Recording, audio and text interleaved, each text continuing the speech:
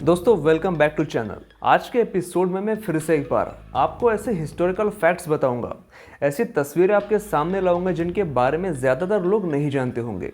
तो चलिए दोस्तों शुरू करते हैं ऐसी फोटोग्राफिक जर्नी जिसमें आज आप कई सारे नए फैक्ट्स जानने वाले हैं और कई अजीबोगरीब तस्वीरें देखने वाले हैं। वीडियो शुरू करने से पहले एक बात मैं आपको बता दूं कि अगर आप ये वीडियो देख रहे हो तो आई होप ये चैनल आपने सब्सक्राइब किया होगा या फिर आप रेगुलर मेरे चैनल को फॉलो करते होंगे, और अगर नहीं करते हो तो जल्दी से इस चैनल को सब्सक्राइब कर लीजिए। तो चलिए अभी ज़्यादा समय ना गवाते हुए इस वीडियो को स्टार्ट करते हैं। ये तस्वीर है होमोई व्यारावाला की, जो भारत की पहली महिला जर्नलिस्ट थी। इन्होंने भारत के ईस्ट इंडिया कंपनी से आज़ाद होने के वक्त की कई तस्वीरें खींची थी जो आज दुर्लभ और यादगार तस्वीरों में शुमार है। इस तस्वीर में जो रिंग्स आपको दिखाई दे रही है वो कोई मामूली रिंग्स नहीं है, ये सारी एंगेजमेंट रिंग्स है और ये उन हाथों से निकाली गई थी जो दूसरे विश्व युद्ध में अपनी जान से हाथ धो बैठे थे। जरा सोचिए कि दूसरे विश्व युद्ध ने कितने प्रेमी जोड़ियों की प्रेम कहानियों का अंत किया होगा।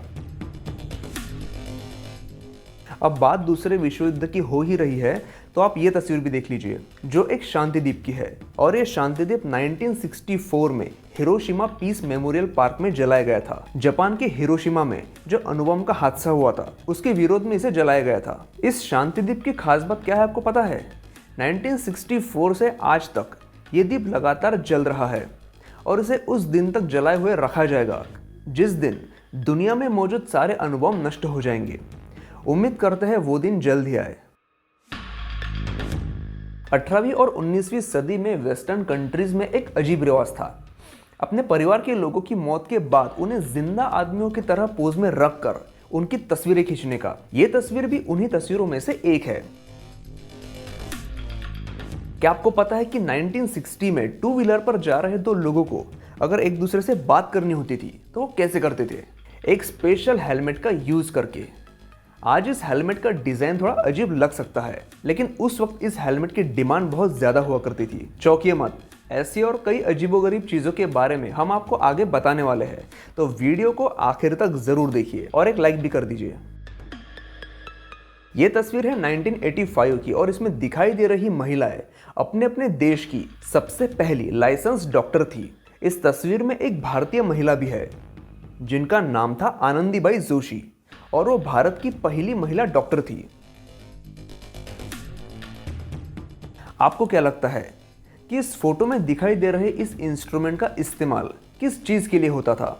इस इंस्ट्रूमेंट को कहा जाता था ब्यूटी माइक्रोमीटर और इसका इस्तेमाल चेहरे की खूबसूरती को नापने के लिए होता था। इससे यह पता लगाया जाता था कि चेहरे पर मेकअप करने की जरूरत कहाँ है। जाहिर सी बात है कि इस अजीबोगरीब इंस्ट्रूमेंट का इस्तेमाल कुछ ही समय के बाद बंद हो गया था क्योंकि ये अजीब ही इतना था। ये तस्वीर खींची गई थी 1913 में और इसमें दिखाई दे रहे तीनों शख्स बहुत ही खास है। इस एक ही तस्वीर में यूरोप का सबसे लंबा, सबसे मोटा और सबसे बौना आदमी मौजूद है। यह तस्वीर अमेरिकन लोगों की वर्णभेदी मानसिकता को दिखाती है। इस तस्वीर में दिखाई दे रहे शख्स है जॉर्ज मैक्लोरेन, जो अमेरिका की ओक्लाहोमा यूनिवर्सिटी में एडमिशन लेने वाले पहले ब्लैक इंसान थे। 1948 में खींची गई इस तस्वीर में साफ तौर से दिखाई देता है कि कैसे उन्हें प्रवेश तो दिया गया था, लेकिन क्लास के बाकी के व्हाइट लोगों के साथ बैठने की उन्हें इजाजत नहीं थी।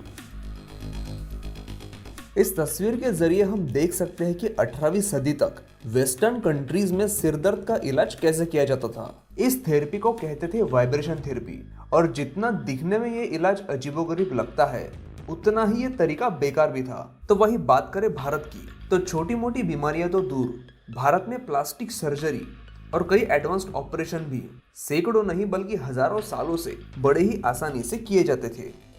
ये जानकर आपको थोड़ी हैरानी हो सकती है कि दुनिया की पहली प्लास्टिक सर्जरी भारत के पुणे में रहने वाले एक कुम्हार ने की थी, और ये सर्जरी उसने की थी एक ब्रिटिश आदमी पर, जिसकी जानकारी लंदन में प्रकाशित होने वाली जेंटलमैन्स मैगजीन में लिखी गई थी। लेकिन जैसे ही ब्रिटिशों ने भारत पर कब्जा किया, हमारी ये सारी अचीवमेंट्स ब्रिटिशों द्वारा या तो दबा दी गई या उनका क्रेडिट चुरा लिया गया। वेस्टर्न कंट्रीज में 1946 तक भी ब्रेन सर्जरी के लिए बहुत ही खतरनाक माने जाने वाली लेबोटॉमी प्रोसीजर का ही इस्तेमाल होता था। इस तस्वीर में दिखाई दे रहे लोगों को कहा जाता था पंखा वाला। जिनका काम बस ये था कि कुछ भी हो जाए लेकिन ब्रिटिशों के कमरों में लगाए गए पंखे हमेशा झूलते रहना चाहिए। उनके हाथ में लगी रस्सी का दूसरा छोर पंखे को लगा होता था, जिसे उन्हें लगातार खींचना पड़ता था। जब अपने आप पर और अपने इतिहास पर हमें जरा भी विश्वास नहीं रहता, जब हम अपनी ही संस्कृति को भूलने लगते हैं, तो कोई भी आकर हमें किसी भी हद तक गुलाम बना सकता है। और यह तस्वीर उसी का एक जीता जागता उदाहरण है। ब्रिटिश काल में अमीर ब्रिटिश लोगों के लिए भारत किसी टूरिस्ट स्पॉट जैसा था। कई सीनियर ब्रिटिश अधिकारी अपने परिवारों के साथ भारत में छुट्टियां मनाने के लिए आते थे और घूमने के साथ साथ जानवरों की शिकार भी किया करते थे। ऐसे में एक शिकार की तस्वीर आप देख सकते हैं कि कैसे शेरों को बड़ी ही निर्ममता के साथ मारा जाता था, और ये उनका रोज का काम था। तो दोस्तों, इसी फैक्ट्स के साथ आज का वीडियो होता है समाप्त। उम्मीद है आपको जरूर पसंद आया होगा। अगर हाँ तो वीडियो को लाइक जरूर करें और ऐसी वीडियोस देखने के लिए चैनल को सब्सक्राइब करना भी ना भूलें। मेरे दूसरे चैनल कैप्स्टोन फिल्म को भी जरूर विजिट कीजिए, लिंक नीचे डिस्क्रिप्शन में मैंने दे दी है। तो चलिए दोस्तों, मिलते हैं अगले एपिसोड में ऐसे ही इंटरेस्टिंग फैक्ट्स के साथ।